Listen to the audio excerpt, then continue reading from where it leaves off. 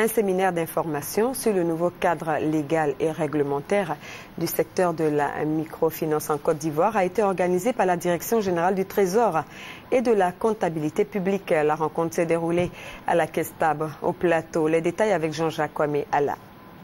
Le secteur de la microfinance en Côte d'Ivoire a connu une évolution remarquable, notamment en termes d'offres de services financiers à une clientèle composée de la frange de la population la plus fragile à plus d'1 million, et l'épargne collectée se chiffrait à environ 90 milliards de francs CFA à fin décembre 2011.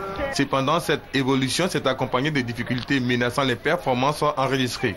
On peut citer entre autres la multiplication des cas de fraude et de malversation financière, ainsi que le non-respect des règles de bonne gouvernance. C'est pour rendre ces structures de microfinance crédibles et protéger les épargnants que l'État a adopté en novembre 2011 la loi portant réglementation des systèmes financiers décentralisés.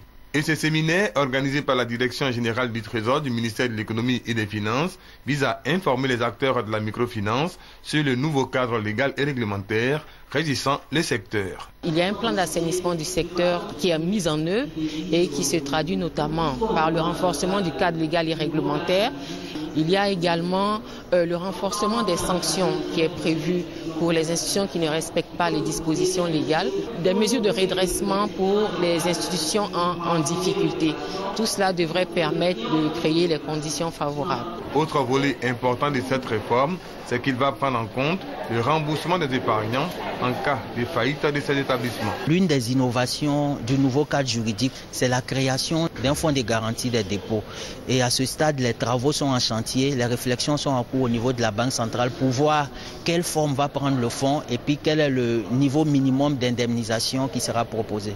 Ces nouvelles mesures prises par l'État vont contribuer à assainir le secteur de la microfinance en Côte d'Ivoire, secteur dont le taux de créance en souffrance est passé de 7,8% en décembre 2010 à 20,3% en juin 2011.